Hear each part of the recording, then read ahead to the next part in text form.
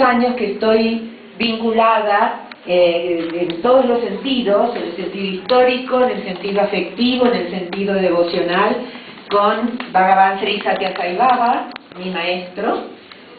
Y lo que yo vengo ofreciendo, y lo que voy a hacer ahora con ustedes, es compartir justamente algunas de las reflexiones, en algunos casos conclusiones primarias de ese estudio que comenzó hace tantos años de la mano de Swami y que yo sigo practicando como discípula de Baba con absoluto ahínco. Entonces yo me considero absolutamente privilegiada, porque todos nosotros hacemos eso de alguna manera, cada uno en su vida devocional, en su vida de estudio, en su vida profesional, en su vida de amor. Lo que hace es indagar cada vez más y buscar cada vez más respuestas a los interrogantes que se siguen presentando. Y yo ahora tengo el privilegio de venir a contarles a ustedes qué pasa con esas indagaciones y a qué, insisto, conclusiones o ideas nuevas acabo de llegar y quiero traerles aquí para que sean nada más que objeto de debate. Por supuesto que todos nosotros tenemos un camino que vamos transitando y en ese camino vamos encontrando respuestas que nos atañen directamente. Pero no ser mal el hecho de ser seres humanos, de ser buscadores de la verdad, en muchos casos en este ámbito de ser co-devotos de Swami, ¿sí? Pero nos hermana la necesidad de encontrar el sentido de lo que estamos transitando día a día. Por eso también le pusimos el título de ¿qué es la vida espiritual? Porque llega un punto en el que uno tiene que definir ciertos aspectos en los cuales está totalmente involucrado.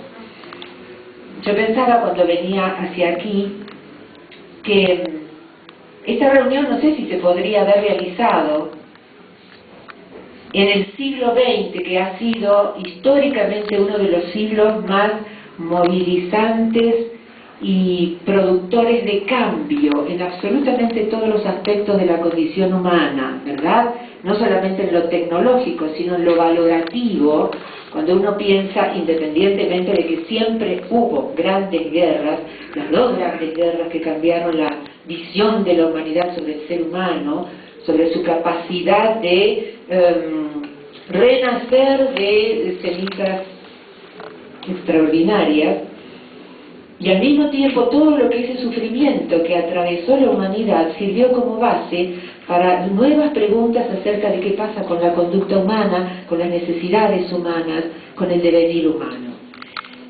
Yo pienso que no hubo ningún siglo que propusiera tantos desafíos como el siglo XX. Y también en el siglo XX ocurre algo que estoy hablando desde el punto de vista de Occidente, por supuesto, porque lo que uno relata es la propia experiencia. El siglo XX fue el siglo de mi nacimiento y entonces yo me siento impregnada de lo que ocurrió en mi tiempo. Y yo me acuerdo, pensando en la espiritualidad, ¿cuándo nace esto como algo que se empieza a comunicar de manera diferente a la espiritualidad tradicional?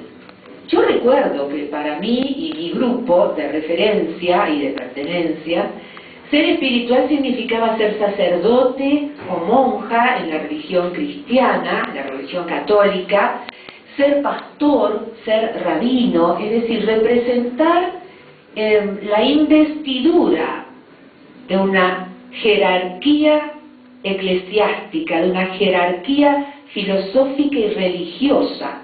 Y la vida llamada espiritual nosotros la ubicábamos allí casi exclusivamente. El ser espiritual era la persona que se dedicaba a eso. Nosotros podíamos ser, sí, muy religiosos. Pero no se hablaba de que fulano de tal que cumplía con todos los preceptos, leía. En el caso de la religión católica, que es en la que yo nací, no sé, a Meister Eckhart, que leía a los grandes filósofos, a Tomás de Aquino, ¿no es cierto? Es decir, los grandes pensadores y sustentadores del cuerpo de teoría del catolicismo.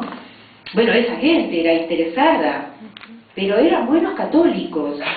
o eran buenos judíos, aquellos que abrevaban en la Torá y en los libros sagrados del judaísmo, pero se veían como personas con una vocación e inclinación particular que podía ser familiar, pero era sobre todo individual.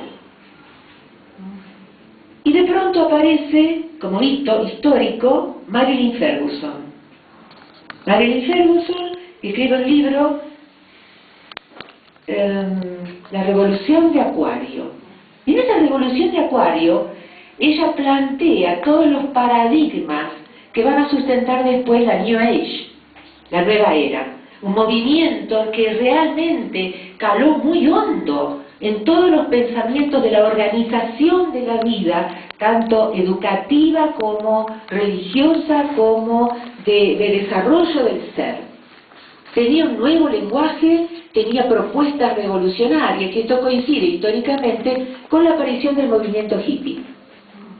Entonces, amor y no la guerra, las flores, y además la entrada, no solamente en el movimiento hippie, sino en muchos movimientos psicológicos. Pensemos en California, en Esalen, en Palo Alto, todos esos grupos de psicólogos y psiquiatras que proponían nuevos abordajes terapéuticos, en donde el LSD, por ejemplo, algunos psicodélicos empezaban a entrar como factores determinantes de la apertura de un inconsciente que de otra forma quedaba vedado. Entonces todo esto fue dándose en conjunto, como un movimiento que sacudió muchísimo. Y a esto se le agrega algo que, como tiene visos políticos, parecieron no tener relevancia, pero fue la entrada de Nepal en el año 55 en las Naciones Unidas.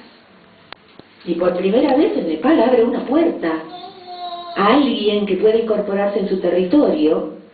Y de Nepal, bueno, de pronto también la India empieza a tener predominancia en ciertos aspectos, empieza técnicamente a manifestarse, económicamente todavía no, pero ya se mostraba como una región interesante. Y esa apertura de nuevas fronteras geográficas y políticas reales hace que se permee también a través de esos nuevos canales un flujo de ideas, de pensamiento, de modos de vida. Y no en vano llegan los Beatles a la India, conocen a Maharishi Mahesh Yogi, se pronuncian como discípulos de esta personalidad y traen al occidente, por supuesto que yo lo cito porque son personas conocidas, ¿cierto? Que realmente revolucionaron el pensamiento en ese momento, porque a través de los Beatles se conoció a Mahesh Yogi de una manera sensacional, y llega a la Argentina, por ejemplo, la meditación trascendental, creo que en el año 50 y algo, 58, 59, yo hice la práctica en la década del 60. Y esa década del 60 fue notable como una década de una apertura a ideas, insisto, pensamientos, modalidades que empezaron junto con el grupo de Itela, a plantear otras posibilidades y otro lenguaje. Se empezó a hablar de realización, se empezó a hablar de iluminación, se empezó a hablar se instala el ashram de Ramakrishna en una localidad de la provincia de Buenos Aires, y empieza a aflorar toda una corriente de pensamiento diferente orientalista. Al principio, todo esto que está como cabalgando sobre los medios del momento, tiene el tinte de una moda, y se instala como tal. Así como también se instaló paralelamente el hecho de tener un terapeuta. En la década de 60, si yo no tenía mi analista, no estaba en la onda del momento. Y esto fue muy interesante, porque también la terapéutica o la terapia tradicional empezó a tener cambios en su enfoque. Empezó a tener cambios. Entonces, así como que empezó a surgir y a asentarse un movimiento que parecía intervenir en todos los órdenes. Ahí se instala también el tema de y una nueva modalidad de trabajo, una nueva modalidad de empresa. Son muchos los aspectos que surgen. conjuntamente, y se empieza entonces a hablar de otra forma de indagación, de otra forma de autoconocimiento, de otra forma de entender lo trascendente, lo divino, lo misterioso, no ya con un tinte religioso adosado a religiones organizadas, sino a esa otra cosa que venía de Oriente. Y ahí comienza entonces esta corriente de espiritualidad, en donde el boca a boca va llegando a personas a distintos ámbitos, y se empieza a instalar esta conciencia de que algo puede hacer uno, ¿verdad? Y esto no llega solamente a la comunidad, llega también a las comunidades laicas, llega también a las comunidades religiosas. Yo me metí de cabeza con los carismáticos, por ejemplo, porque los jesuitas, que siempre fueron de avanzada, planteaban un encuentro diferente con la idea de la práctica religiosa. Eso era lo interesante, ¿sí? Y aparecen nombres como Castaneda, que también, ¿no es cierto?, un escritor que propone cosas nuevas, y distintos sacerdotes que empiezan a hablar de meditación.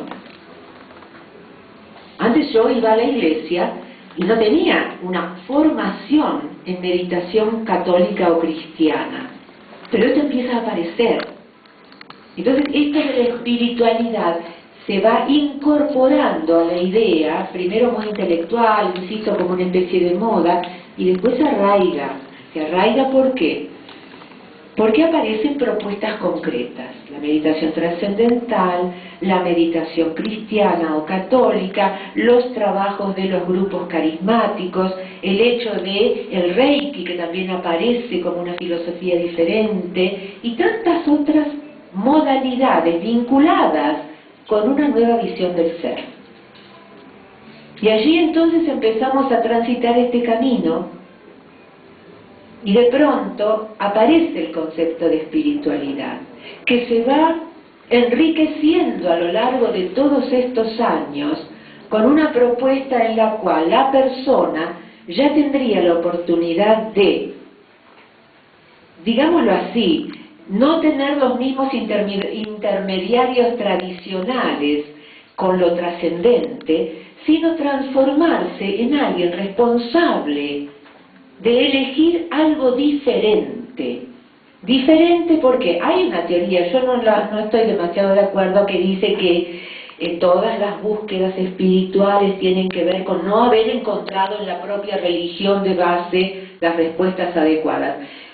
Yo no comparto eso, porque creo que no se trata de eso, creo que se trata de algo a lo que vinculado con nuevas incertidumbres.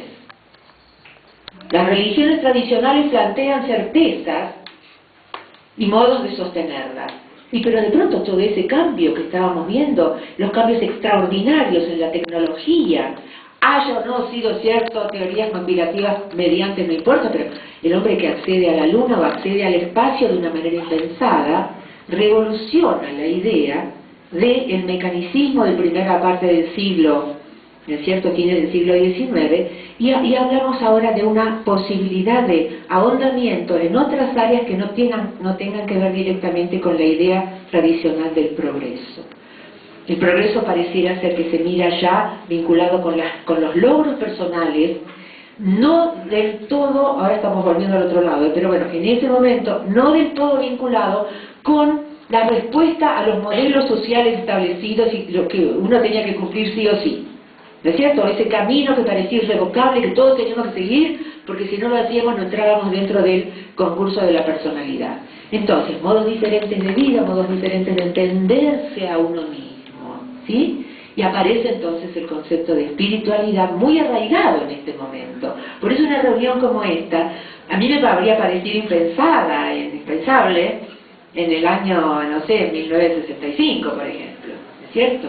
Salvo que fuera grupos muy reducidos, muy específicos. De tanto que ahora esto se está ampliando, podríamos decir que hay una oferta enorme, ¿no es cierto? Hay una enorme oferta de posibilidades espirituales, y aparecen nuevas experiencias. ¿Por qué? Porque las personas que incursionamos en esta llamada vida espiritual estamos aportando con la organización de nuevos grupos, con la venida de la idea de filosofías a las que ahora me voy a referir, como en nuestro caso, el caso de Bhagavan Sri Satya Sai Baba, como en el caso de otros maestros como Osho, como tantos, ¿no es cierto?, adeptos a este maestro, y también a la idea de que uno puede empezar a practicar algo que, incorporándose a la vida cotidiana, modifica la percepción. Y esto es lo que resulta más atractivo. ¿Por qué? Porque yo me acuerdo que, por supuesto, creo que es una experiencia compartida por muchísimos de los que estamos aquí, y es el hecho de que cuando yo, siendo una persona adulta, teniendo una vida organizada y ya más o menos, digamos, predecible por los caminos que había tomado, ¿no es cierto?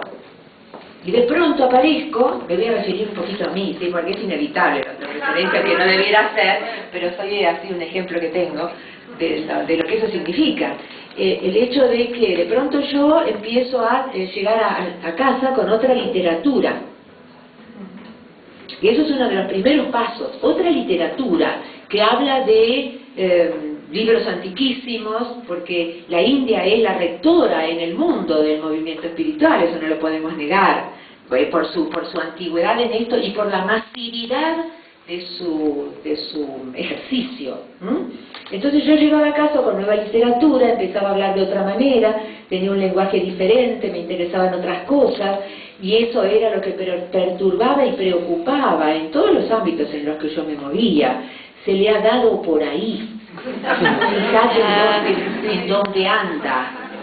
Sí, ya no frecuenta los mismos amigos, no sé qué hace, se encierra, y ya no podemos salir tanto como antes porque me dice que tiene que meditar.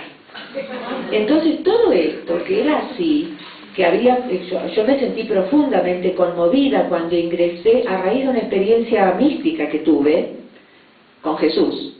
A mí me cambió absolutamente toda la perspectiva. ¿Por qué? Porque yo me consideraba atea.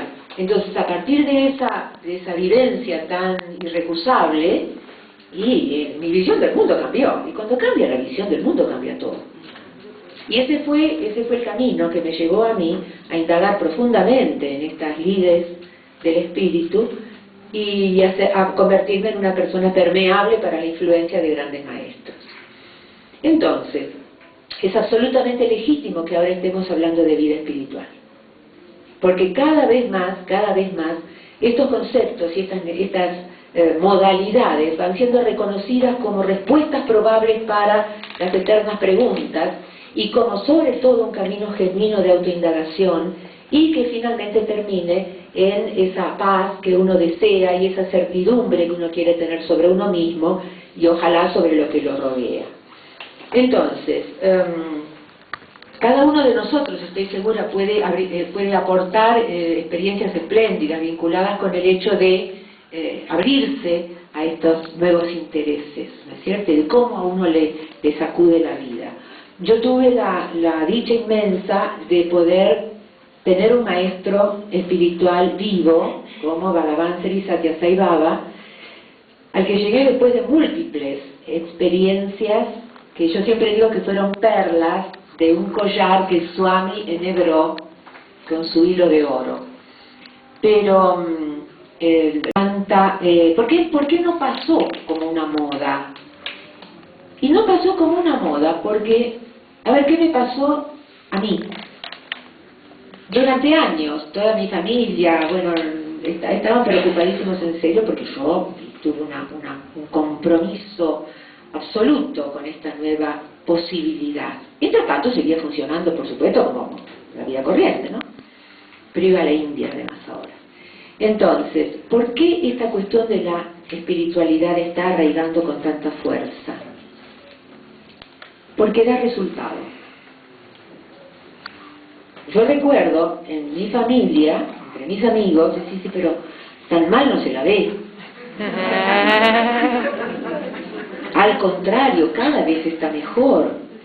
Pero mira de qué manera enfrenta las situaciones tan difíciles de la vida.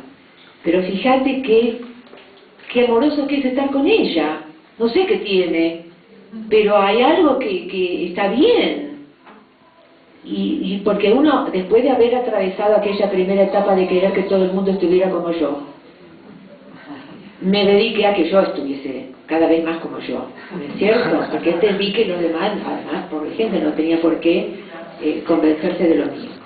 Pero mientras tanto, eso es muy importante. El hecho de que hay una cosa que es inevitable. Cuando alguien abraza realmente el camino espiritual, se le nota. Y se le nota en todos los aspectos.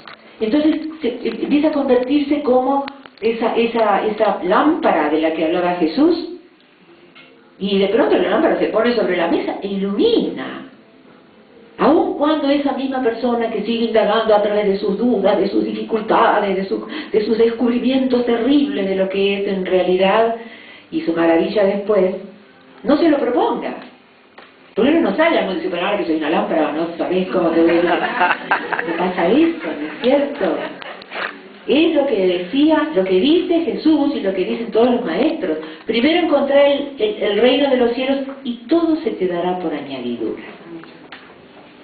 Ahora bien, entonces hoy vamos a intercambiar experiencias acerca de ideas, acerca de qué es la espiritualidad. ¿Qué es la espiritualidad? Vamos a definir la espiritualidad, vamos a ofrecer una definición de espiritualidad, ¿sí? Y de persona espiritual.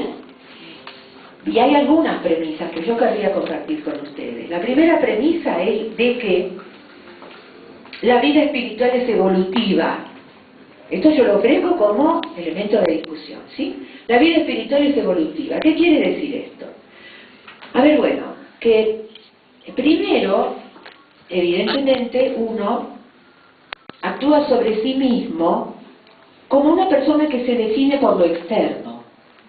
Yo soy de tal edad, vivo en tal lugar, tengo tal actividad profesional o trabajo en tal lugar, tengo tales aspiraciones, he constituido o no una familia. Entonces uno se define por lo que puede verse. Pero poco a poco, definirse de esa manera a uno ya no le interesa, ya no agota la verdad de lo que uno es. Entonces uno empieza a definirse desde otros puntos de vista, de un proceso que, como estamos insertos en la tercera dimensión, no puede dejar de ser evolutivo. ¿Qué quiero decir con esto? Que si hay algo que ha preocupado todo el tiempo a los filósofos, sobre todo a los de los últimos tiempos, en el siglo XX, es el devenir ininterrumpido e ininterrumpible, que hasta impide a la persona definirse, porque enseguida empieza a ser distinto, y al otro instante es otra cosa, y al otro instante pudo haber cambiado.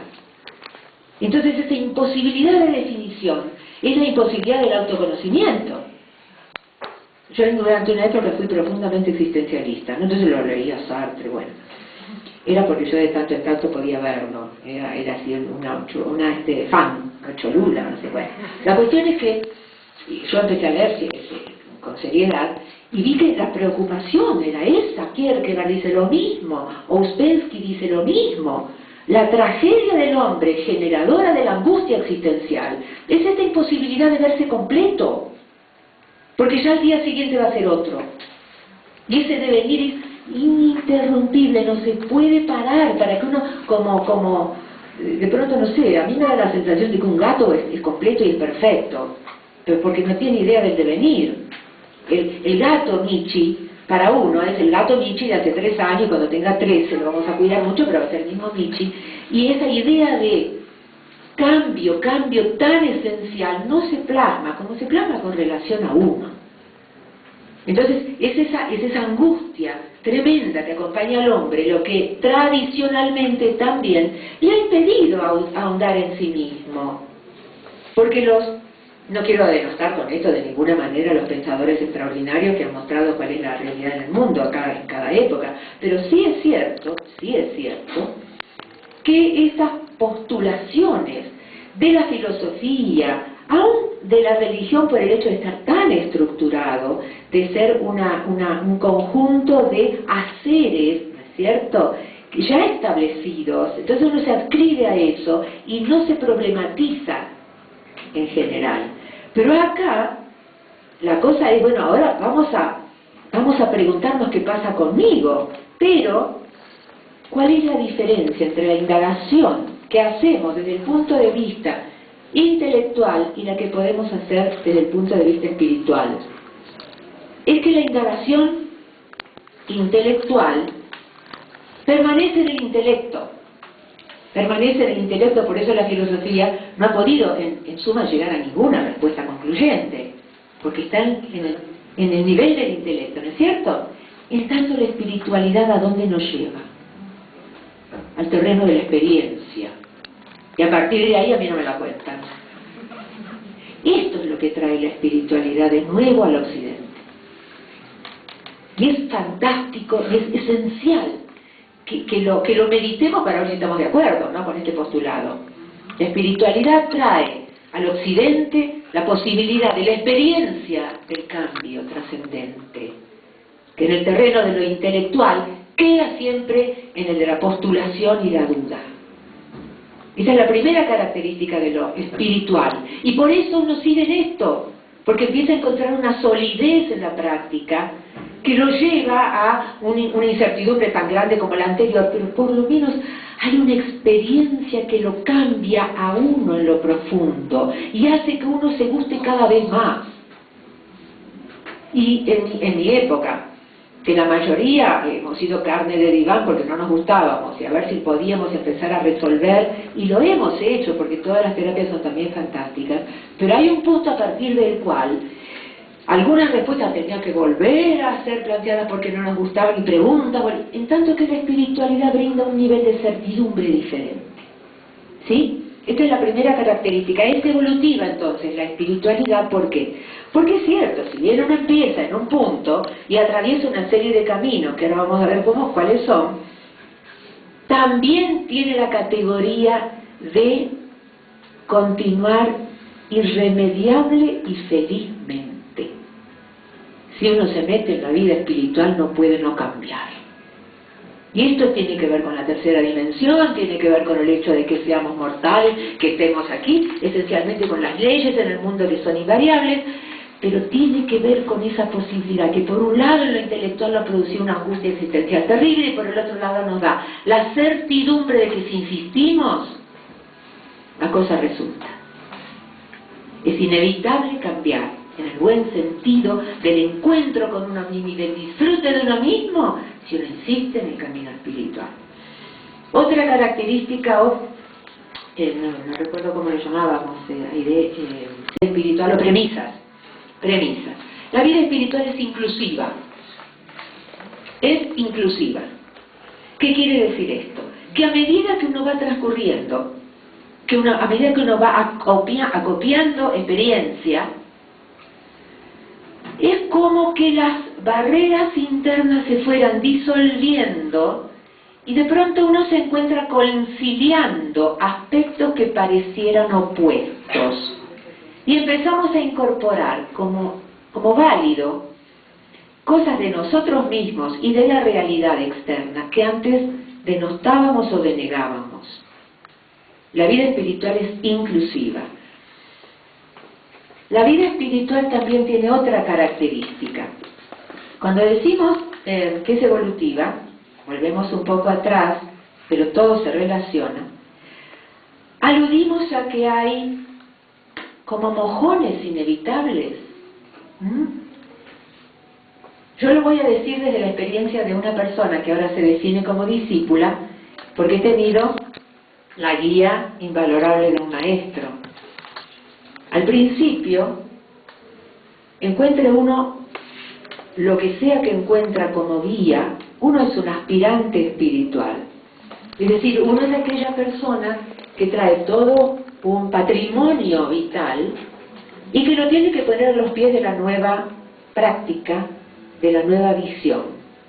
Entonces todas las dudas están allí, todos los no saberes están allí, toda la falta de experiencia están allí. Uno es un aspirante espiritual porque pretende alcanzar determinados niveles de comprensión y de entendimiento y de felicidad y de inclusión, que es esta segunda característica, de aquello que al ser rechazado produce sufrimiento. Si yo rechazo aspectos de mí, esos aspectos me hacen sufrir, porque es naturalmente humano que no pueda sacármelos de encima. Entonces voy a estar confrontada todo el tiempo con eso. Del aspirante espiritual uno pasa a otra entidad de vínculo con el maestro, sea este un maestro vivo o no. Cuando tomamos las riendas de esta indagación y decimos yo soy el dueño de mi espiritualidad, de lo mío trascendente, ocurre con todos los maestros o los mentores a los cuales uno se brinda, se entrega. Y es el hecho de ser devoto.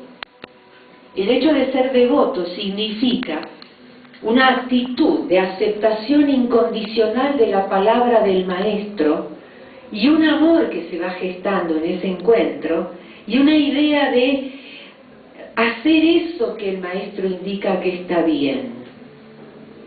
Y el maestro mismo lo toma a uno como a un aprendiz y lo va guiando. Los que aquí participamos de ser devotos de Baba, conocemos profundamente esto. El hecho de convertirse en alguien que como un niño va siendo guiado en absolutamente todo desde los primeros pasos, que se convierten en primeros porque pareciera que aquellos que uno había dado antes ya no son pertinentes ni sirven para este momento evolutivo. Pero el mismo maestro dice, y lo dicen todos los maestros, acá hay personas que sean vecinos de Bariloche, que vengan por primera vez a esta charla o a una charla como esta, que no sean devotos de Baba. ¿Vos? Perfecto. Bien, bien. Entonces, un poco me estoy refiriendo a alguien más. Perfecto, muy bien, gracias. Entonces, ocurre esto, ¿no es cierto? Sea cual sea el maestro, siempre existe una figura o como idea o como realidad que toma nuestra vida y nosotros le entregamos para que nos diga qué tenemos que hacer. Pero esto no es por una obediencia de tipo práctico, es por una oblación de amor. Uno se enamora de esa figura, realmente se enamora, y es un amor diferente y distinto a todo cuanto uno haya experimentado jamás. Eso es otra de las revelaciones de la vida espiritual. Aparecen estas figuras a las cuales se adscriben todos los poderes y sobre todo el poder de iluminarlo a uno mismo en estas oscuridades que lo atormentan. Y el mismo maestro dice, la existencia de los maestros en la vida es para que aprenda cada uno de los elegidos por él a gestar el maestro interno. En esta vida evolutiva, uno no va a quedarse como aspirante espiritual. Uno no va a quedarse como devoto. No es reemplazar un aspecto por otro, es sumar el que le sigue. Uno suma a todo esto, este encuentro apasionado, desesperado con el maestro maravilloso, uno le suma con la evolución, porque uno sigue la práctica y el estudio, en un estado al que enseguida me voy a referir, pasa a cumplir este designio del maestro, empezar a gestar en uno el maestro interno. En la India se le llama Sadguru, porque el término gurú excede el término de maestro, va muchísimo más allá en el sentido de que abarca todos los aspectos de la vida, no solamente el que apareciera como religioso, por ejemplo. ¿Sí? Entonces uno deviene discípulo.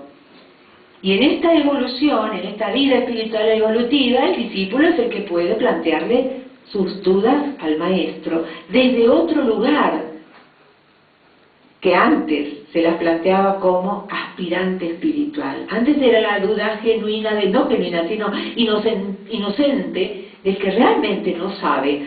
Ahora es la duda que le pregunta al maestro y le pide, explícame, a ver qué más hay, a ver qué estás diciendo y qué significa esto, sí, lo literal, perfecto, lo profundo, sí, y lo otro también. Entonces, al transformarse en discípulo, uno empieza a sentir una resonancia interna, en donde el maestro es el que cambia su vínculo con uno. Ya es un poco el que plantea las dificultades desde el punto de vista de, bueno, ahora a ver si encontrás vos la respuesta en vos, a ver si empezás a generar esa energía a partir de la cual yo me voy a ir separando de vos. Eso a uno no le gusta. Porque ¿cómo? Y bueno, pero en algún momento, fíjense si todo en la vida no es evolutivo. Uno se inicia una carrera, en algún punto se gradúa y se va. Uno querría quedarse y hace su crisis de la separación, etc. Pero de pronto te graduaste y adelante, tenés que seguir solo. La vida espiritual es evolutiva por suerte, en el sentido de que cada vez uno va acopiando más capacidades para instalarse definitivamente como ser espiritual. Lo primero que vemos también cuando uno se incorpora a la vida espiritual es que tenemos la idea, el prejuicio, a veces la necesidad, de que la vida espiritual se refiera solamente a cosas livianas, etéreas y casi les diría intocables, solamente reservadas a unos pocos. Uno que se pone el vestidito de persona espiritual pasa a ser alguien, yo me remedo a mí misma, suavecito, amoroso, ¿sí? Que nunca se enoja, no, que todo lo entiende, pero que no, pero además es tan sensible que casi no soporta nada. Entonces, esta pseudo-dramatización que yo hago de lo que yo era, implica algo que es necesario. No se pueden saltear etapas. Uno no puede elegir que cuando nace y tengo 5 años, bueno, mañana tengo 17.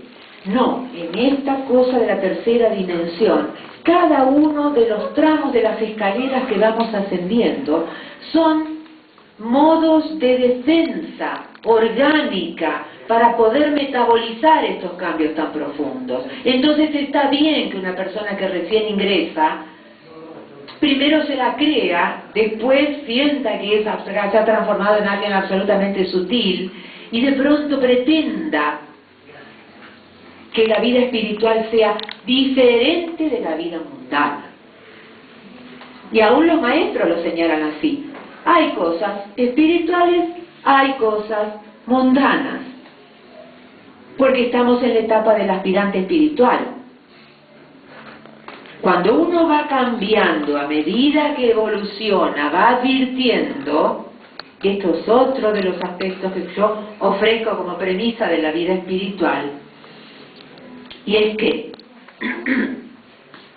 primero el ser espiritual no responde a ningún estereotipo, y la espiritualidad lo que muestra y que la persona se va convirtiendo en alguien, y esta no es una propuesta de otro estereotipo, pero la realidad muestra eso, en una persona asertiva, firme, segura, fuerte, con una fortaleza que no es de ninguna manera poder, mucho menos violencia, pero sí es certidumbre, y eso se nota. Las personas espirituales son personas fuertes, alegres, que triunfan. ¿De qué? Del escepticismo constante, de la queja permanente, del no saber, del no sentir y el de no encontrar. Al mismo tiempo, esto de lo mundano y lo espiritual es necesario a los fines didácticos para poder discernir al principio con una visión diferente, porque yo como adulta, yo tengo que hacer un trabajo impresionante. La gente que hoy nace, los niñitos que nacen en familias de personas espirituales, tienen pero una vida muchísimo más fácil, porque van a incorporar rápidamente la verdad de esas realidades. Tanto que a mí, Cuando yo tengo que empezar a cambiar de todo, dice, pero es un trabajo realmente que es costoso, porque de pronto atravesar todas esas dudas nuevas, ya con las que yo tenía no alcanzaba, y de pronto aparecen todas las dudas nuevas, un trabajo sobre mí que no era demasiado amable. Entonces, el deseo inmediato es salir de esto. ¿Qué estoy haciendo acá? ¿Qué estoy haciendo acá? Y de pronto, entonces, cuando nos dicen, mirá, hay aspectos espirituales, hay aspectos mundanos, es para que nos orientemos y tengamos racionalidad en relación a el ver. A ver, ¿a qué le dedico yo mi tiempo? ¿En qué estoy poniendo mi atención? Sobre todo eso, ¿qué es lo que está impregnando mi vida? Yo que tengo ya una idea de ir transcurriendo por un camino ignoto y maravilloso y totalmente impredecible, ¿estoy siendo consecuente en mi vida cotidiana con esa inclinación que digo que tengo? Entonces para eso sirven estas discriminaciones que los maestros hacen con tanta claridad. Entonces uno empieza a decir, el dinero es mundano, la bondad es espiritual. Y empezamos a identificar. Tenemos casi un decálogo de lo que es mundano y de lo que es espiritual, y transcurrimos nuestro tiempo de aspirante espiritual y de devotos muchas veces con estos paradigmas. Pero la vida espiritual es evolutiva, y yo lo voy a repetir tantas veces para que ojalá que sea la frase que ustedes puedan llevarse después puesta. Pero es una maravilla que sea evolutiva, significa que ¿no es cierto? Vamos creciendo, vamos aumentando cada vez más esto. Entonces, uno llega a entender, en un punto, como les dije antes, es inclusiva la vida espiritual. Entonces, de pronto uno va empezando a sospechar que eso del dinero no es demasiado mundano como negativo o malo, no, a ver, hay una cosa fantástica en esta energía del dinero.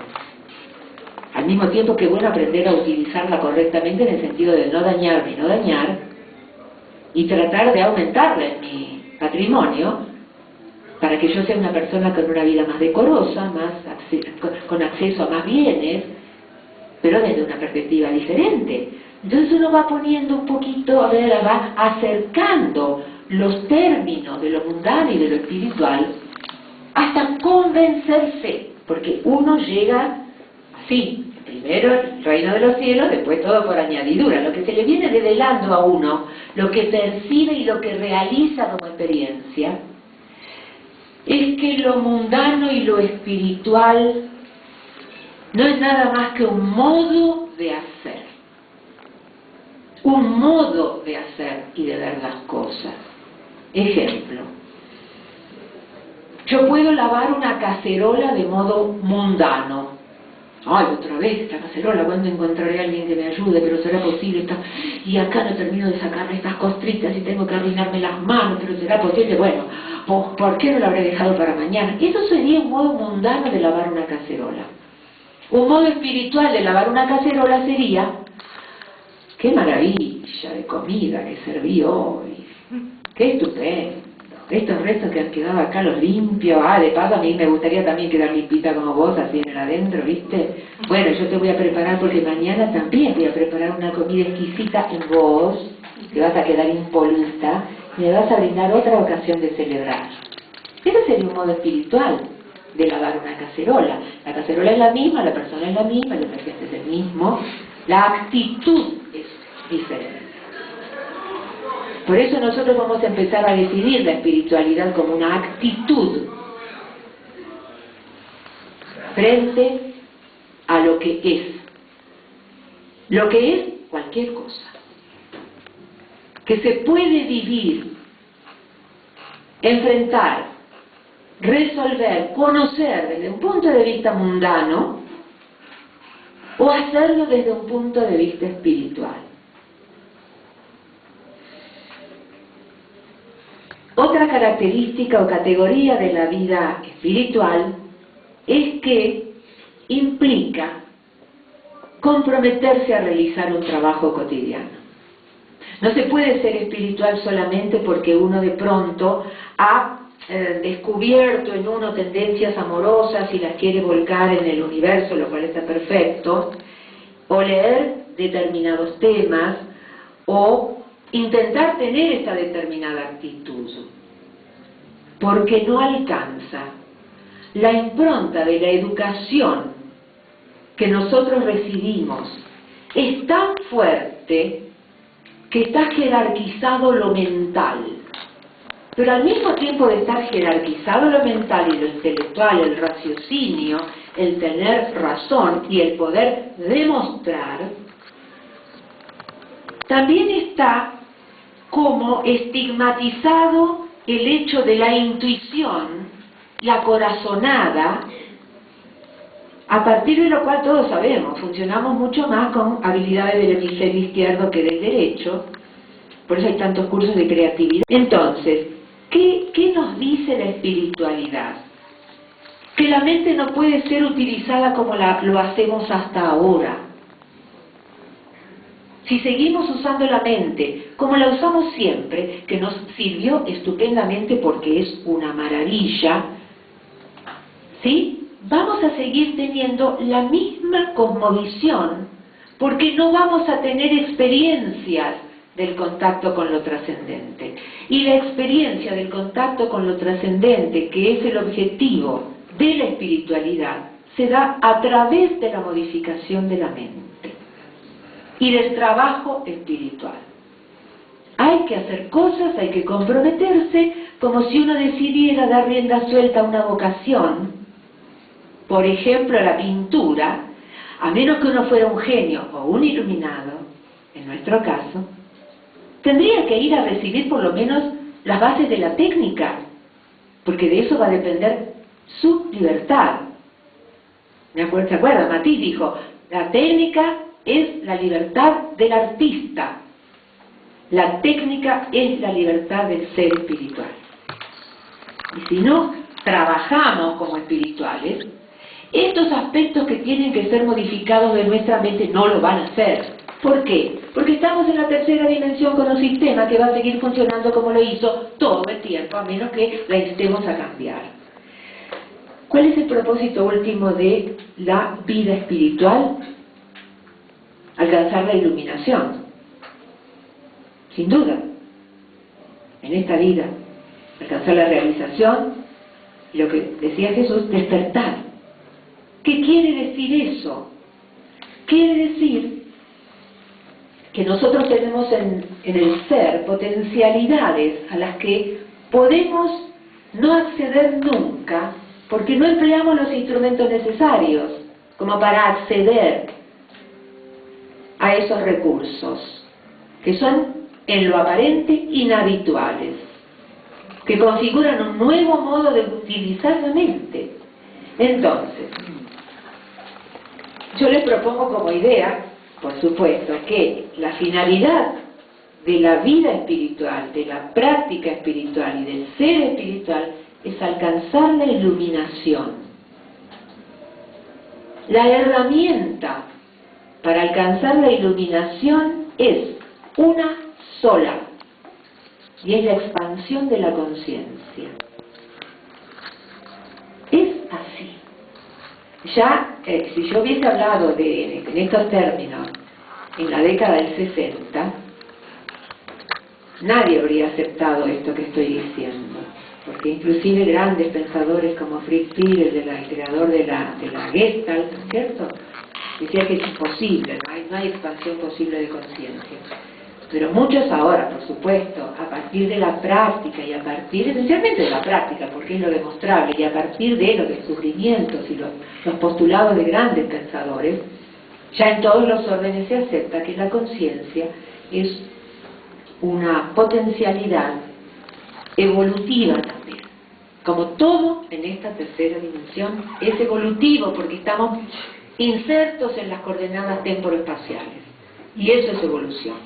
Entonces, la expansión de la conciencia es la herramienta para alcanzar estados diferentes de trabajo mental. De lo contrario, yo les digo, en mi experiencia, puede ser un poquitito, me falta todo, pero de pronto yo empecé a pensar de manera diferente. ¿Por qué? Porque para expandir la conciencia hay que llegar a estados que la mente natural no provee y a través de los cuales se llega a entender de qué elementos está constituida la iluminación. Entonces, los maestros dicen, y nuestro amadísimo maestro Sai Baba lo afirma en muchísimos de los discursos. Yo les comento, como lo hago a menudo, que estoy en una etapa de análisis de los discursos de Baba, del significado directo, literal, del significado profundo y del significado esotérico. ¿Qué me está diciendo con esto? A partir de lo cual se pueden identificar lo que yo llamaría claves para la expansión de la conciencia. Claves para la expansión de la conciencia. Si cumplimos con estas claves, se expande la conciencia, puedo acceder. Por supuesto que hay despertares, realizaciones, pero sobre todo iluminaciones parciales. Yo suelo decir que, lo digo con Ouspensky, citado por Baba, que es como si nosotros tuviéramos en el interior una enorme mansión. Esa enorme mansión, poblada de cuartos, tiene apenas 3 habitaciones iluminadas en donde yo vivo, en las cuales yo vivo. Las conozco, me manejo bien ahí. Ahora, algo me dice que hay algo más allá. Ese algo más siempre soy yo. ¿Sí? Y esta vida espiritual me ha instado a poner la atención sobre mí, a la autoindagación, al autoconocimiento, y de pronto esto es tan arduo, tan difícil, y nunca sé si lo que encuentro es lo que corresponde a la realidad. Mientras tanto, esta sospecha de que existe algo más, por más miedo que tenga a esas oscuridades de esos cuartos que son yo, hacen que de pronto tenga yo una posibilidad digo, bueno, me voy a arriesgar, me meto con todo, me agarro de la túnica del maestro y ahí voy, y enciendo la luz de otro cuarto. Y ya está iluminado, encuentro aspectos que no conocía de mí, no hay tanta cosa tenebrosa, mientras tanto ese cuarto ya está iluminado, ya es información que poseo sobre mí, aspectos con los que puedo contar, recursos que puedo emplear en el manejo de mi vida cotidiana. Cada breve iluminación, cada despertar parcial implica crecimiento hacia esos estados que quiero lograr. Ese estado de iluminación que es el entender todo de todo, estando perfectamente bien y siguiendo en el mundo, interrelacionándonos con todos, y tiñéndome el pelo y buscándome a lo mejor una linda ropa y yendo a bailar con los amigos, ¿sí? Porque no es lo que hago sino cómo lo hago. Premisa de la vida espiritual, de todo de modo espiritual. Qué amplitud, ¿no? Que tenemos, qué espacio que se gana con esto. ¿Ah? Entonces sigo. Despertares parciales, pero son datos que, insisto, voy acumulando sobre mí. Entonces, el cumplir estas claves me asegura que, y yo soy temática, estamos en la tercera dimensión, todo es evolutivo, es imposible que no nos pase algo, si cumplimos con estas claves que son. Puede aparecer otras, por supuesto, ¿no? Pero son en este orden. Lo primero que hay que tratar de lograr es el desarrollo en uno del testigo. ¿A qué llamamos testigo? A aquella nosotros, déjenme que reinicie. Yo descubría dentro de mí una persona, que era yo misma, a la que llamaba mi conciencia, que me decía todo lo malo, todo lo malo, todo lo malo. Gracielita, no podés. Mirá lo torpe que estuviste. Te dejó por algo. La culpa es tuya. Tenés que dejar de ser así. Fíjate lo que dijiste. Entonces una sensación de culpa que se instala muy cómodamente sobre nuestra orientación judeocristiana tan culpógena, que tendrá sus motivaciones y objetivos, pero que no nos ayuda. Y sobre esa estructura, entonces este elemento que es el juez interno, nos va a decir: ¿y para qué te metiste otra vez hablando? ¿Otra vez en estas cosas raras vos? ¿Por qué no te dedicas como todo el mundo a hacer una vida como la gente? ¿Qué tienes que estar ahí yendo a la India? Fíjate vos, mirá lo que te estás metiendo, mirá la preocupación de tu familia. Sí, el juez critica, cuestiona, sanciona, culpabiliza y condena. Y en general las condenas, ¿vieron que son una cadena perpetua, las de 1 sobre 1? Para toda la vida. Es terrible.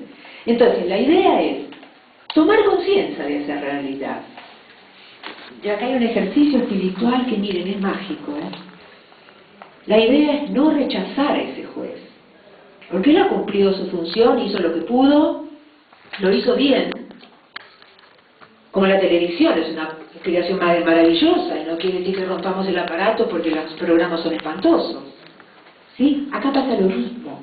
Cada entidad que encontramos tiene una energía potencialmente útil. Y la actitud de una persona espiritual, es la inclusión, como dije antes. Entonces no vamos a rechazar a este juez, porque si no vamos a tener un escotoma y alguien afuera y no está incluido, va a hacer piquetes desde afuera para que lo incluyamos. Entonces lo incluimos al juez como una energía a la que le agradecemos el haber hecho lo que pudo, pero le vamos a pedir que ahora, en lugar de ser el juez dominado por el ego, fíjense, un término que aparece como nuevo en la vida espiritual, porque ego en la psicología es el yo, ¿no es cierto? Todos lo sabemos, pero este ego es esa fuerza interna que me hace querer imponerme sobre mis propias cosas y los demás, y tener razón y cuestionar todo y dividir todo. El ego es mental, pero además es el amo que lo orienta al juez y le da letra. Yo, que siempre me equivoco, permítame que lo diga, y lo digo con profundo amor y respeto, yo la peor de todas. Es un ego inmenso. No es que sea malo, pero es. Entonces no se puede ir a la expansión de la conciencia por ese camino. Hay que modificar esa energía en su orientación, y vamos a tratar de transformar este juez en un líder, en el líder interno, que es el amigo íntimo de uno, el que empieza a hablarnos, el que empieza a señalarnos lo que somos y lo que hacemos en realidad, y que nos va a acompañar en este camino, ¿sí? Ya empieza a gestarse el maestro interno. Y el maestro no critica, no denota, no condena. Entonces, ese líder interno que primero nos reconcilia con lo que somos, que se amiga con nosotros. El ego ya no es el amo, es el servidor. Entonces lo voy a usar para lo que sirve, porque es una maravilla. Además no puedo dejar de tenerlo. Si quieren después le cuento por qué. Entonces, no, es imposible dejar el ego. Entonces, vamos a transformar a este líder también en alguien que sea capaz de mirar, entonces, amorosa, sana, objetivamente, a esto que somos, para poder cumplir con ese mandato de la vida espiritual, que es el autoconocimiento como herramienta también de poder ahondar en el espíritu, de poder llegar al espíritu. Si yo no me conozco, ¿cómo voy a saber calificar lo que encuentro? Si yo no me conozco, no puedo acompañarme. Si yo no me conozco y no me acepto, no voy a hacer una travesía amorosa y útil. Entonces, ¿qué es este testigo que tiene que desarrollarse? Aquel que es capaz de mirar. ¿Qué es capaz de mirar? ¿Para qué? Para aquel objetivo que tiene que ver con la iluminación. Vamos a desarrollar el testigo para iluminarnos. ¿Por qué? Porque el desarrollo del testigo amplía la conciencia, y la ampliación de la conciencia es lo que tenemos que hacer para iluminarnos, ¿sí? Entonces la cosa es esta: vamos a hacer una serie de tareas concretas para expandir la conciencia, de modo tal de que de expandir y expandir la conciencia, llega un punto en que la expansión sea completa, y eso se llama despertar o iluminación. Primer elemento para la expansión de la conciencia, el desarrollo del testigo, que va a hacer ¿qué cosa? Me va a mirar a mí y me va a describir para que yo haga ¿qué? Liliana, me dé cuenta. Por ejemplo, yo sola, abandonada por ese miserable, veo a una persona conocida que viene con el novio y me muero de envidia. El juez me habría dicho, mal, terrible, tenés que arrepentirte, además, etc. ¿Qué me va a decir el testigo? Graciela, en esta condición vital en la que estás, temporaria, estás sintiendo envidia. Ponete en contacto con la envidia, sentila, reconocela. Esto es envidia. Pero de ninguna manera me va a proponer que cambie. No. ¿Por qué? Porque primero es imposible. Yo estoy muerta de amargura, no puedo dejar de sentir envidia. Por lo menos en ese momento. Pero la vida espiritual es evolutiva. Entonces, ¿qué? Si yo me doy cuenta en ese momento, porque admitir la envidia es una cosa muy difícil, porque es penosísimo para uno. Yo digo, ay, lo que pasa es que realmente no sé qué le ve. Entonces, si yo me pongo en contacto con la envidia, la veo, la reconozco, me doy cuenta de que la siento, y en ese darme cuenta, aunque la anécdota sea deleznable, la conciencia se así. ¿Sí? Entonces a mí no me importa cambiar de ser envidiosa, porque yo no soy envidiosa, yo le tuve envidia circunstancialmente a una persona, y bueno, no habría pasar teniendo envidia a todo el mundo, porque no soy esencialmente envidiosa, soy un ser humano, por lo tanto puedo sentir envidia. Y reconocerla es ponerme en contacto con la verdad, valor esencial en la vida espiritual. Entonces me doy cuenta de que tuve envidia, se expandió mi conciencia. Y entendamos esto, no hay que hacer nada. Tengo que trabajar sobre este defecto mío. No sirve. Porque yo no puedo ser generosa si quiero tener todos los bombones para mí. Porque la verdad es esa, lo quiero todo para mí. Soy egoísta. Expando la conciencia, me doy cuenta. El testigo me dice, mirá, estás acopiando, estás siendo egoísta. Mirá el egoísmo, sentilo, conocelo en vos. Me doy cuenta, no me hace ruido lo veo.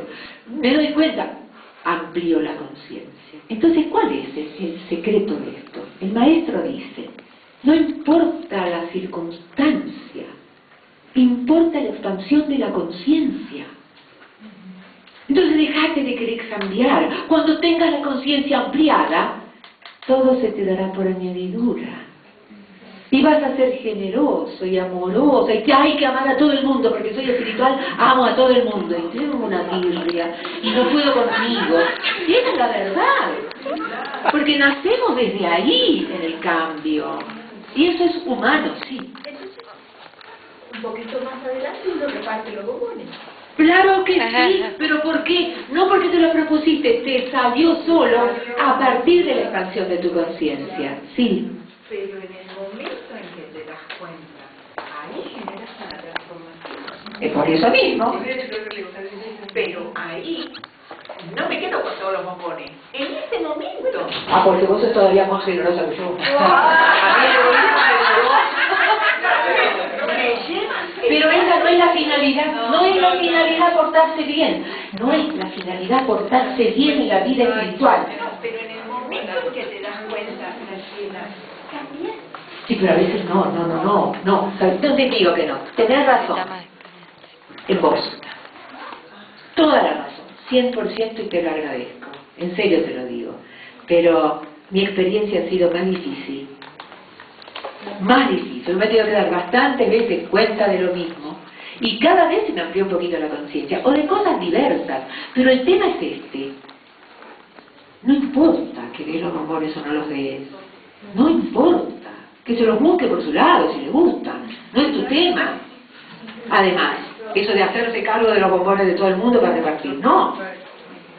¿Te das cuenta? O sea, el tema de la vida espiritual hace que muchos aspectos que uno cree sólidamente establecidos en uno empiecen a tener otro cariz, porque uno empieza a tener otra visión de lo que es ser espiritual. Olvidémonos de que no somos buenitos, no. Se trata de expandir la conciencia, porque en la medida en que la conciencia se expanda, naturalmente vamos a tener conductas amorosas. ¿Por qué? Porque vamos a haber evolucionado, porque somos inclusivos y estamos incorporando cada vez más genuinamente elementos que antes rechazábamos, elementos por personas, objetos, circunstancias, realidades. Eso hace el testigo. Ahora, necesitamos seguir expandiendo la conciencia con estas claves, la segunda de las cuales es la práctica de la meditación. Nuestro maestro Sai Baba nos ofrece un método precioso que es la meditación en la luz. Pero uno podría preguntarse, si no somos meditadores, ¿cuál método puedo elegir? Cualquiera. Cualquiera. El único elemento de éxito es el compromiso con la práctica. Y con una práctica regular que se instala en la vida cotidiana. No es meditar 3 horas el sábado. No es apunte. Sino 10 minutitos por día. ¿Por qué? Porque nosotros contamos, primero, el método de meditación, cualquiera sea, va a poner al meditador desde los primeros momentos, y si no lo percibe no importa, es así, en otra vibración. ¿Sí? Nosotros vibramos habitualmente entre 14 o un poquito más arriba, entre 20 y 25, 30, 50 ciclos por segundo en el cerebro, ¿sí?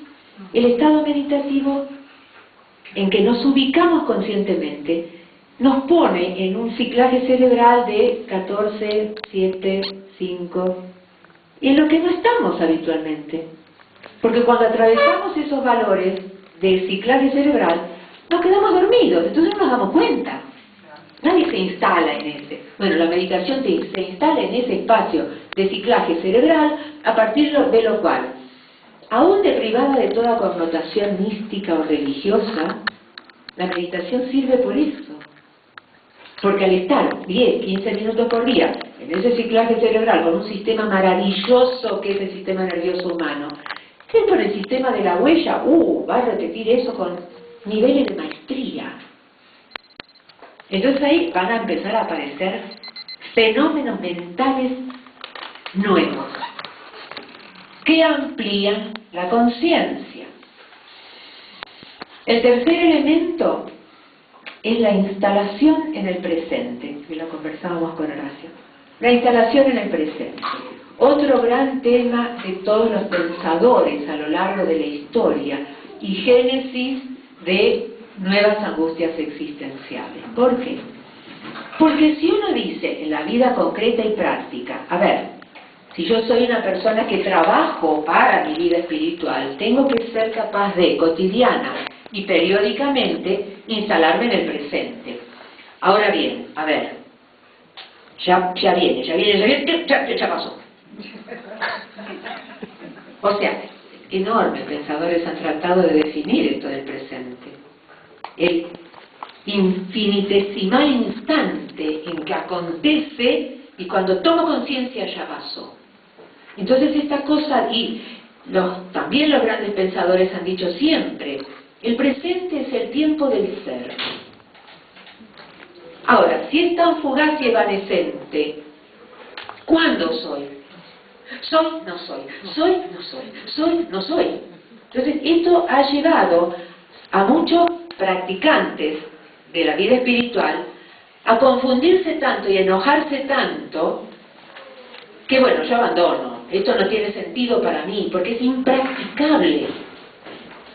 Impracticable.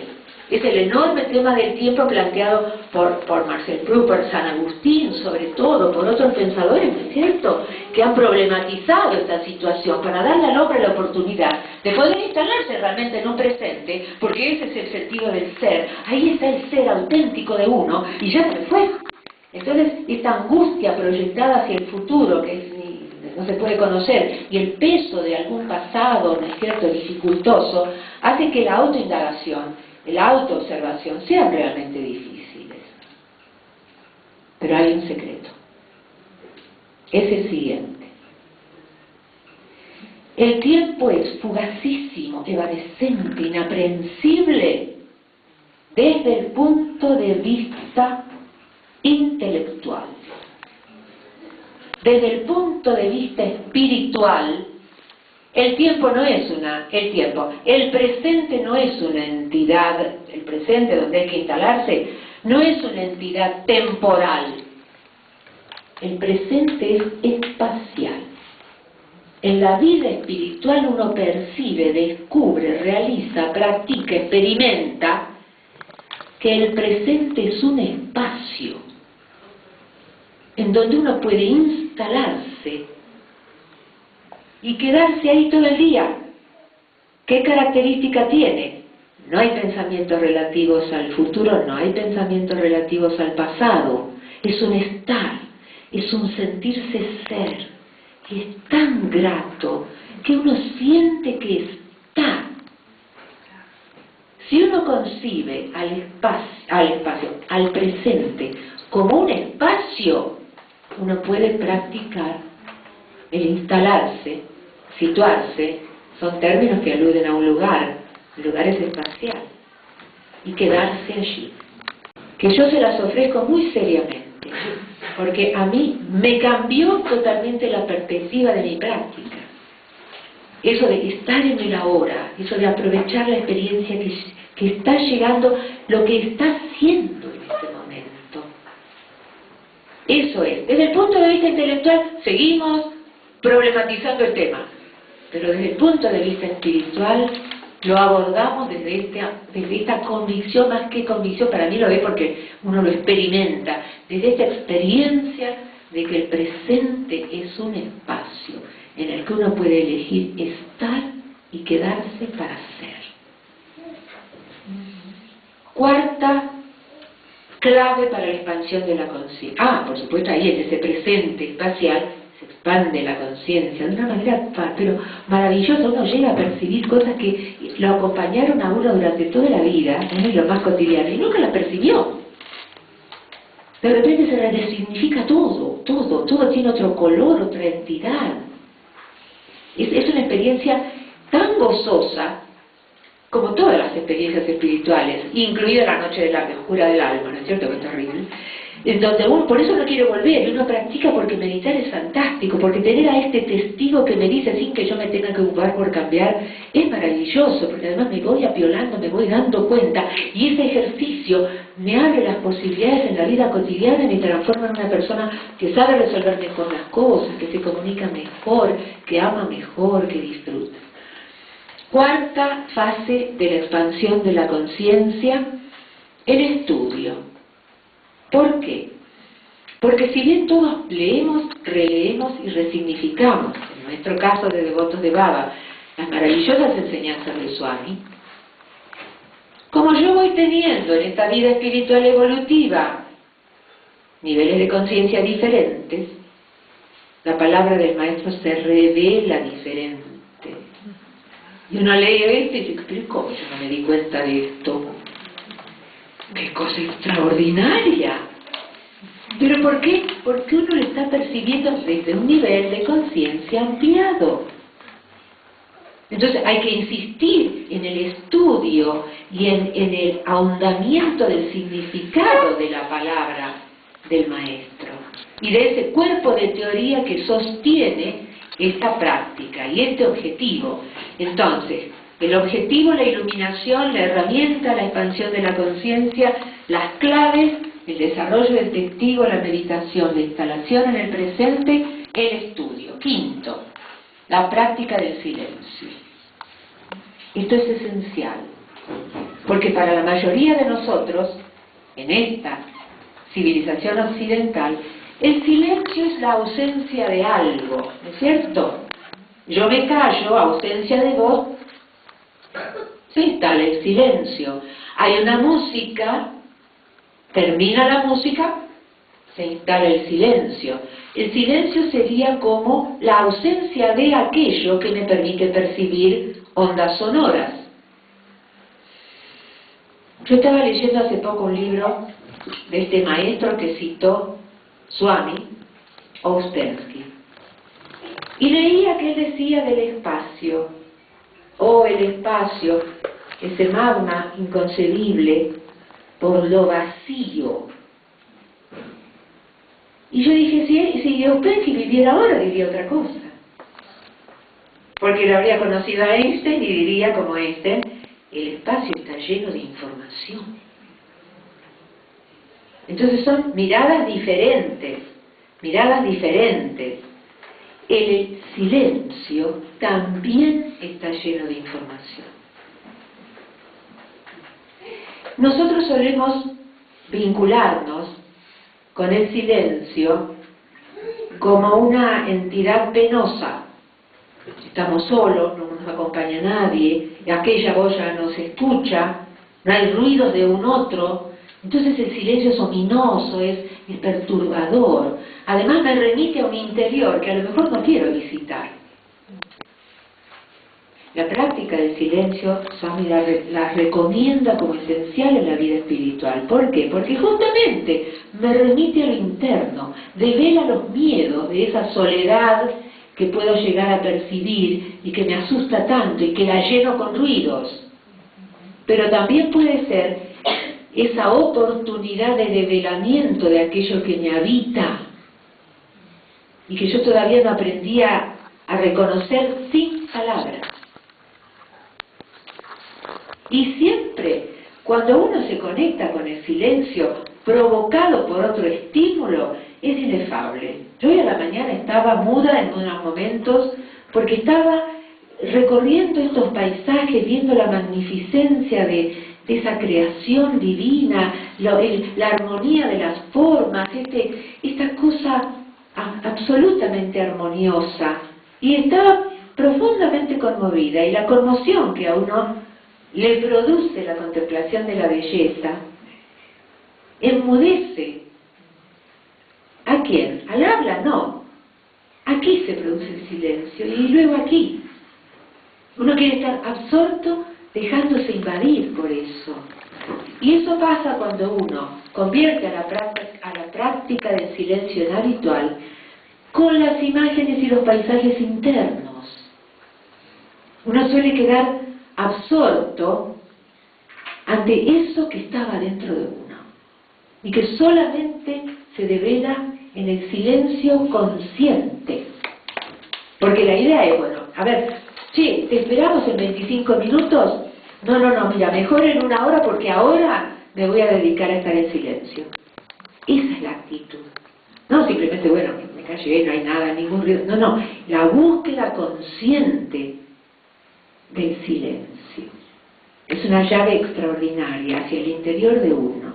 El interior de uno siempre es sorprendente. Ya estaba por decir sobrenatural.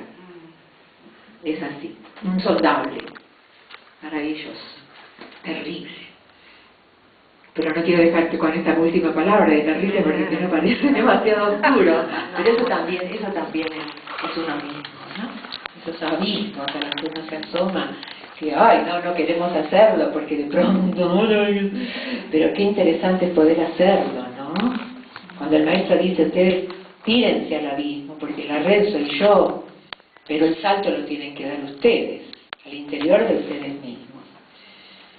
Claves para la expansión de la conciencia con el propósito de lograr la iluminación, el desarrollo del testigo, la meditación, la instalación en el presente, el estudio, la práctica del silencio. Sexto, contacto deliberado y consciente con la emoción estética. A mí me ha deleitado encontrar en los discursos de Baba una exhortación que no ha sido explicitada de esta manera, pero en cada momento, en la forma en que él habla, en la construcción de las frases, en las imágenes que nos propone, está ese sentido estético profundo. ¿Por qué? Porque en la contemplación de la belleza siempre el hombre se desnuda, ¿no es cierto? Se desviste, se descubre, se abre. Cada vez que uno se pone en contacto con algo, esos crepúsculos maravillosos, la luna que había en estos días, uno, por más que la haya visto no sé cuántas veces, la luna siempre sorprende y embeleza. Y uno hace, ¡ah! Y en ese momento la conciencia se expande. Siempre que nos ponemos en contacto con la belleza, la conciencia se expande. Aun cuando decimos, qué lindo prendedor que te pusiste, esa contemplación de algo que ilumina la mente, lo bello expande la conciencia. Ahora, cuanto más si esa búsqueda la hacemos deliberadamente. Bueno, a ver, se termina el día. ¿Qué ración de belleza me di hoy? ¿Qué ración de disfrute estético? Puede ser de cualquier orden. Pero la idea es entregarse a eso y ver qué pasa en uno. Porque combinado con las anteriores fases, seguramente eso también produce una expansión de conciencia.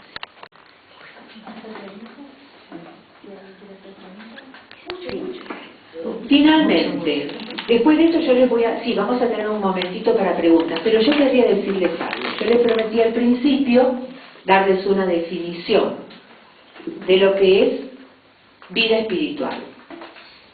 Al principio, para uno, vida espiritual es pensar en cosas espirituales, en cosas trascendentes.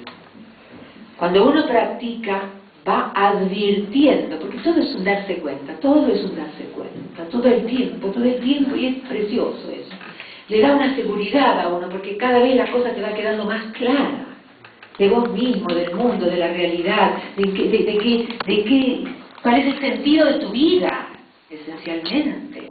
No tiene precio saber con certidumbre que uno va en determinado camino, aunque no tenga claro ese camino, que uno va con sentido trascendente. Entonces, en un principio definimos la espiritualidad diciendo que es poner la atención en cosas trascendentes. Cuando la conciencia se ha expandido y uno entiende la palabra del maestro, nos damos cuenta de que él nos dice que espiritualidad es poner la atención en los aspectos trascendentes de todo. ¿Ven la diferencia? No es poner la atención en las cosas trascendentes, porque entonces dejo de lado las cosas que no son trascendentes. No, la espiritualidad es poner la atención en la cosa trascendente que existe en todo lo que existe. ¿Qué es lo trascendente de un durazno?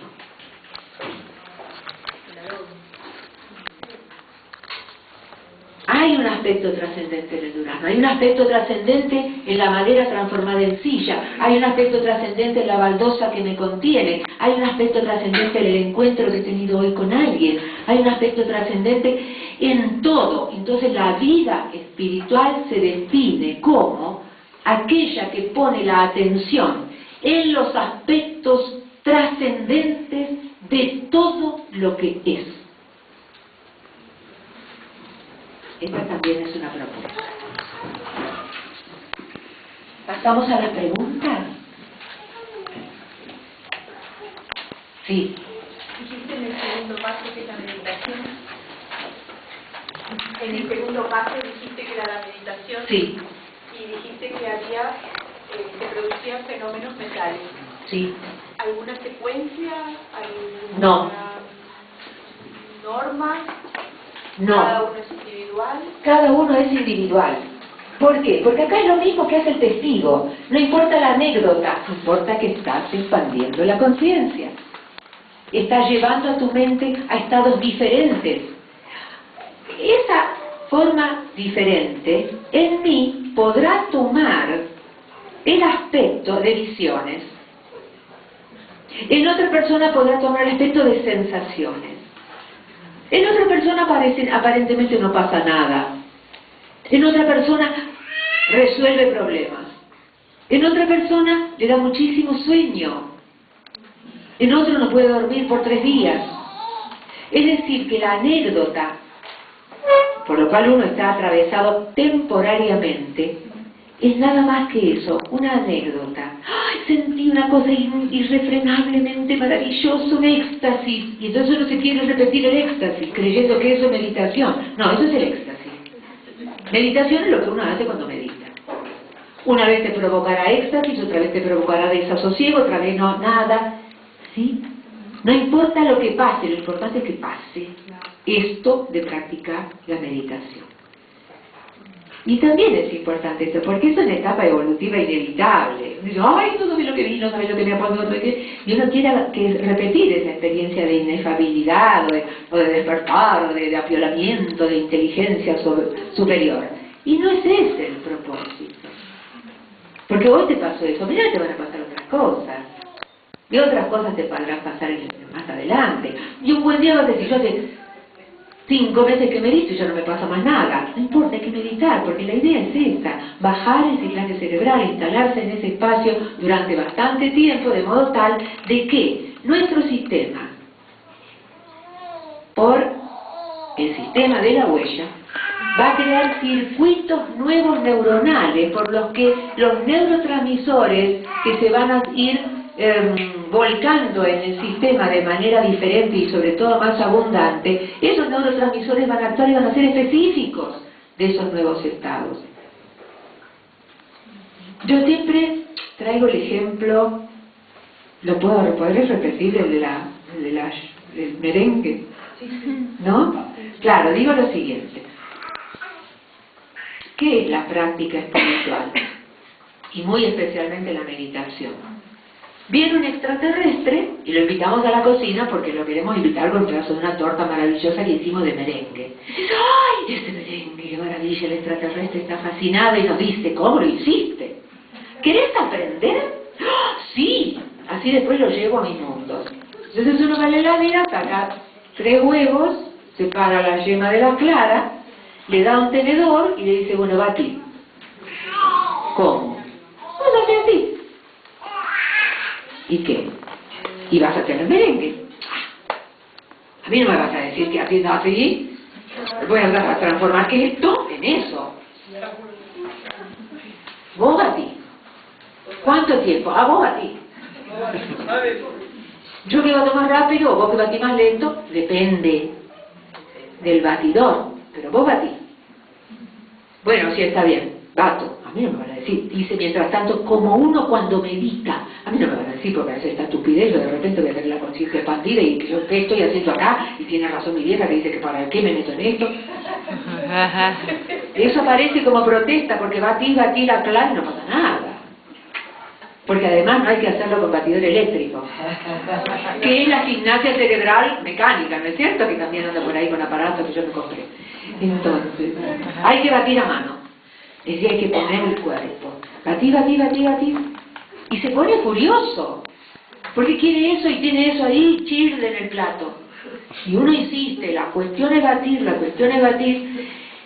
Hasta que en un momento hace, ¡oh! ¡Oh! Hay espuma. Vos seguí. Y bueno, y un buen día él nos ofrece su merengue.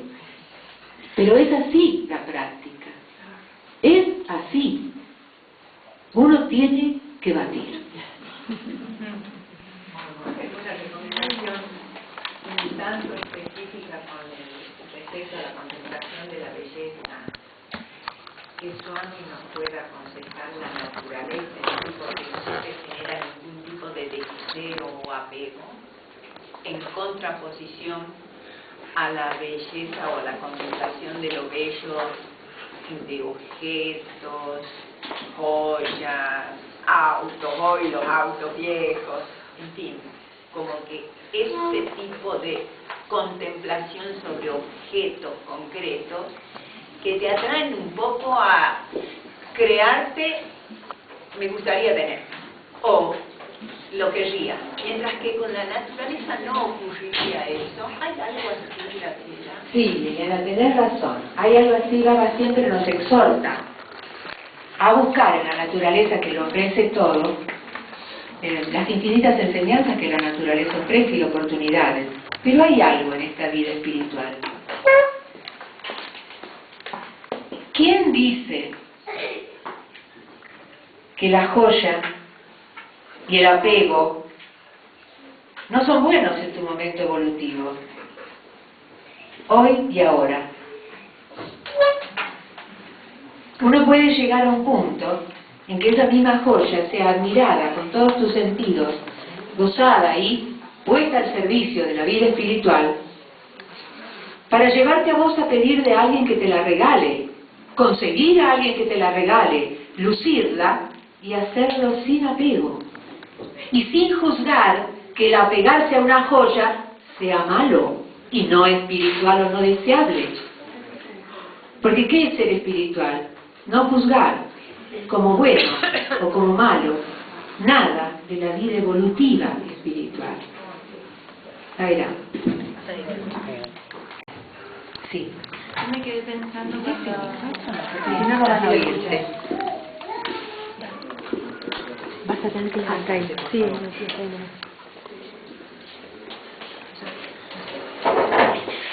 Que me quedé pensando cuando hablabas de que lo importante es desde qué lugar vivimos la vida como es, que entendí lo que decías, pero viste cuando dijiste, por ejemplo, podemos ir a bailar o podemos hacer cualquier cosa, y yo ahí me quedé pensando que también tiene que ver con estructuras de uno, que ponele, si uno va a un lugar, no digo a bailar a cualquier lado, pero a un lugar, ponele a la noche, donde están todos fumando, donde hay alcohol, donde la música está fuerte, Y venden choripanes. y venden choripanes. Por favor, porque ahí incluyo lo que quería preguntar. Bueno, entiendo eso desde qué lugar uno lo hace y entiendo lo del testigo, que después también va produciendo otras cosas, ¿no? Pero, por ejemplo, yo hago eso, que es algo de la vida cotidiana. Pero eso no me propicia una expansión de conciencia. ¿Cómo es? O sea, entiendo que lo que puede pasar es que el testigo hace que después yo me doy cuenta y busco otra cosa. Pero, bueno, ¿qué pasa si entiendo como que eso es parte, entonces lo hago siempre y al mismo tiempo digo, bueno, lo que importa es desde qué lugar? Ahí como, porque puede producirse esa confusión. Seguramente. Por supuesto que sí, y estos son los desafíos de lo que llamamos vida espiritual, el discernimiento y el contacto permanente con la verdad, y en la medida en que el ser va conociéndose, va discriminando, identificando con mucha claridad la atracción o el rechazo, y aquellos aspectos de la vida en los que si bien se puede incorporar, de pronto no pasan a formar parte de su acervo de disfrute cotidiano como persona que se quiere y se conoce. ¿Qué pasa a medida que uno, tenés toda la razón, qué pasa a medida que uno va avanzando? En ocasiones nos miran, o uno mismo lo mira un poco desde afuera y dice, sí, pero ocurre que uno empieza a cambiar de espacio, porque ya no te atrae lo mismo. No es que vos vayas y juzgues porque ves a los demás haciendo lo suyo en su propio escalón de tarea evolutiva. Simplemente a vos ya no te resuena como deseable. Ni siquiera lo cuestionás. No te problematiza, porque la certidumbre interna te pone donde vos vas a sintonizarte con aquello que sentís que es lo tuyo. Pero sin, atención que, por Dios discúlpenme, pero esto es evolutivo. Entonces uno va entendiendo y no va entendiendo. Entonces en un punto uno dice, anatema, el choripán, ni me lo nombren. Pero después vos vas diciendo, escuchame una cosa, no sé, depende de cómo te lo ofrezcan y del daño que puedes hacer si decís que no. Entonces, enseguida vamos a la pregunta. Entonces, es eso un poco el punto. Es tan amoroso esto que lo que uno debiera lograr no hacer es forzar en función de un modelo de ser espiritual que tengo que empezar a sentir o desear, como con la joya. Es maravilloso esto, porque es un camino tan fácil en un punto. Porque si dejamos que se desarrolle el testigo, meditamos como la gente, en el sentido de ser consistentes en saber la disciplina, aprendemos a instalarnos en el presente, estudiamos y nos estudiamos, practicamos el silencio y nos contactamos con la belleza inefable que tenemos dentro, que por eso se sintoniza, porque la idea de contactarse con la belleza es eso, despertar la belleza interna, y reconocer que de ahí se sintoniza con lo otro, ¿no es cierto? En la medida en que eso florece, afortunadamente ya no hay conflicto en uno. Ay, que choripán, que no choripán, que no. En serio lo digo, ¿no? Porque es tan ejemplificador. No aparece eso. No aparece eso de, bueno, me engancho de nuevo con la milonga y entonces dice claro, y voy al boliche todo el tiempo. Y me fumo un porro y dale que va, porque total depende de dónde lo miren. Claro, no, pero es que puede ser así. Porque ahí es el autoengaño. El autoengaño, que es uno, miren, ¿qué dijo un enorme pensador? Y lo sostuvo, muchísimas gracias. Somerset Maugham, en una novela fantástica, que es un libro espiritual extraordinario, El filo de la navaja. Él decía, precisamente por tu planteo, precisamente por eso, acceder a la vida espiritual es como caminar por el filo de una navaja, porque de repente uno da un mal paso y te pegas una cortada en el pie y estás con la pierna vendada 7 meses, ¿no? O sea, no es, gratis, podemos decir así. No es liviano, no es pavada, no es cosa de superficial. Es nada menos que el ahondamiento en uno mismo, con todo eso que uno va a encontrar. Y como yo antes, escuchame, vos antes eras una persona repiola, escuchame, fantástica, y bailaba, se podía contar con vos, te prendías en todas, ¿y ahora qué? No venís más al boliche, no tomás más. Y ustedes saben que el alcohol compartido es lo necesario para el disfrute del alcohol. Algo que uno esté enfermo y entonces ya esté alcoholizado en la casa, pero eso es otro tema. Pero voy al hecho de que uno, y es cierto que a medida que profundiza y prolonga esta experiencia, como dije antes, uno va dejando ciertos espacios naturalmente, uno va dejando ciertas amistades o vínculos, mejor dicho, ciertas relaciones, porque la amistad cuando es profunda sigue y es acompañante de este proceso, pero como que algo está ocurriendo en uno que naturalmente cae y se resuelve. No es que uno se proponga a ver si esta no tiene nada que ver conmigo ahora porque yo leo el Bhagavad Gita y ella lee Cosmopolitan. No es eso. Naturalmente van ocurriendo las cosas. Como dijo Jesús, se dan por añadidura. Y esta es la maravillosa promesa de los maestros. Hagan esto y van a llegar acá, pero no lo fuercen. No pueden forzar y decir que la tercera batida va a ser el merengue. Lleva su tiempo. Solamente les pido, dice Baba, que insistan en ustedes, con confianza, con fe. Y si una noche tiene ganas alguien de irse al boliche, no le voy a decir, yo no hago de ninguna manera, imagínense, apología de nada que no sea lo deseable para el ser humano, para su expansión. Es en ese momento. ¿Qué le diría yo? Seguí meditando, seguí, te van a ocurrir estas cosas. Y si no ocurriera así, nosotros no podemos juzgar, porque no sabemos qué le tiene destinado el universo a esa persona, a esa alma que tiene que transcurrir por esos abismos y esos espacios tenebrosos, a veces terribles, sin que uno con su ansia de ayuda lo pueda rescatar. Sí. Viste que también sí, como que en ese proceso que uno hace, por ejemplo, de que si estás haciendo algo en tu vida o estás en la búsqueda de la expansión de conciencia, de pronto uno empieza a sentir que en ese espacio a lo mejor no se siente cómodo, pero es como que a veces hay un proceso de la tercera dimensión, como vos decías, medio inevitable, en el que uno siente, bueno, no quiero estar acá o no quiero hacer determinada cosa, pero la mente es como que el primer paso, quizá el más primitivo, juzga al principio y dice, primero siento, no quiero estar, después dice, no, pero mira lo que hacen, no, eso no está bien, entonces no, pues todo lo que describías vos, ¿no? Y después, como la espiritualidad es evolutiva, empieza ese proceso de inclusión y de aceptación y de no juzgamiento, pero es como un proceso también, ¿no? Totalmente. Todo es un proceso, todo. Como en una carrera, cuando uno empieza. La idea es esta, cuando uno empieza, sí, termino en un segundito. Cuando uno empieza a estudiar, aprende números. Y durante toda la vida, si va a ser ingeniero, va a seguir con los números. Pero el tratamiento y el vínculo que tiene con los números cuando está en primer grado es distinto de cuando está en el último posgrado. Los números son los mismos, pero el vínculo es diferente.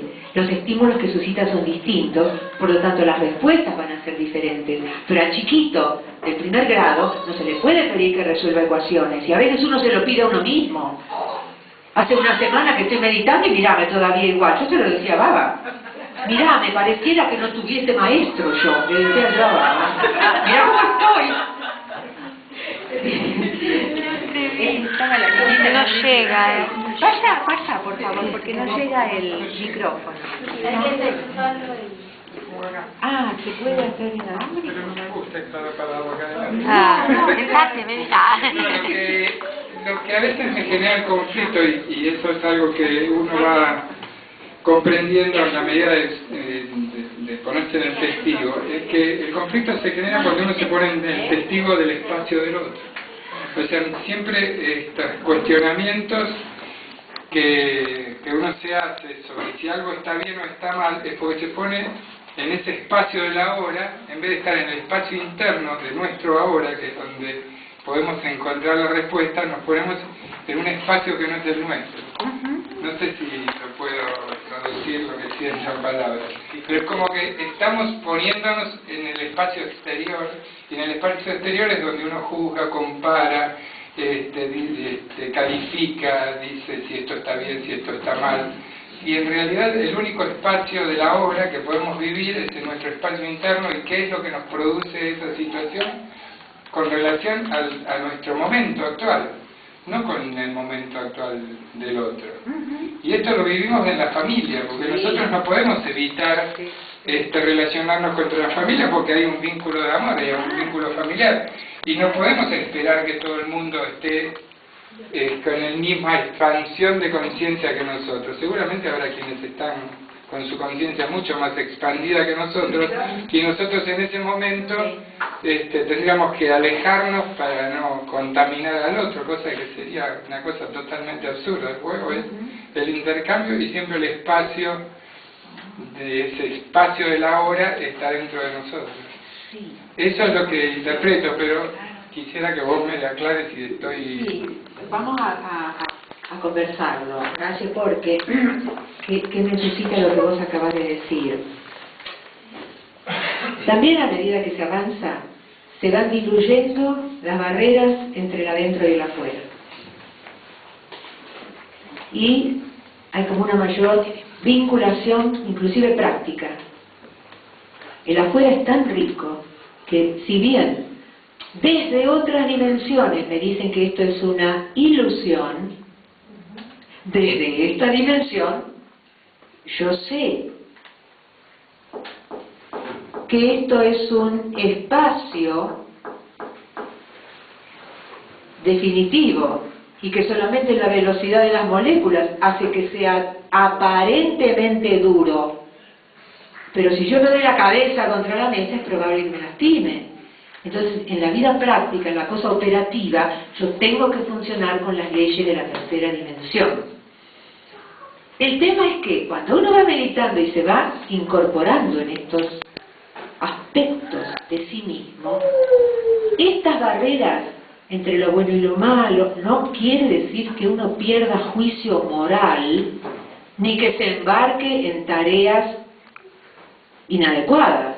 No, esto quiere decir que hay una especie de ablandamiento que permea con la conciencia todo lo que es.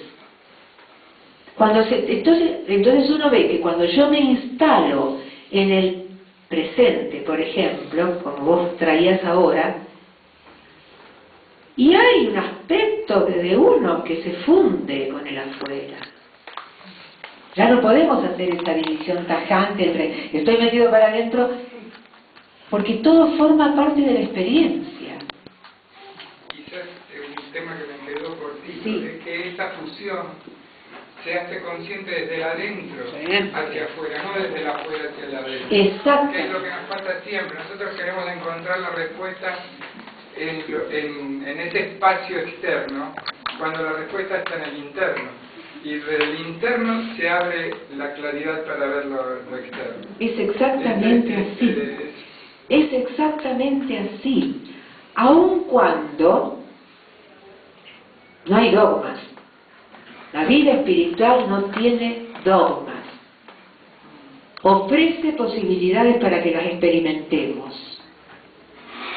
Hay descubrimientos y hay certidumbres que se instalan y que también son evolutivas. No podemos zafar de eso. Entonces yo insisto, tenés razón, y también está el hecho de esa interpenetración. Por supuesto que desde lo interno siempre, porque de otro modo no podría ser. La transformación siempre es interna. Aún la incorporación de lo externo como propio. Porque a partir de qué se hace esa incorporación, de la expansión de la conciencia, que empieza a abarcar más y más y todo y todo. Pero lo cierto es que una de las dificultades mayores es la claridad con la que uno identifica en la trayectoria por su existencia de un ser amado de ciertas conductas que le son lesivas. Entonces, desde nuestra posición y comprensión, ¿cómo actuamos con relación al otro? Y ese es un gran desafío, porque nosotros no le podemos implantar al otro ni nuestra creencia, ni nuestra práctica, ni nuestra experiencia, y mucho menos nuestro nivel de conciencia si ya se ha expandido.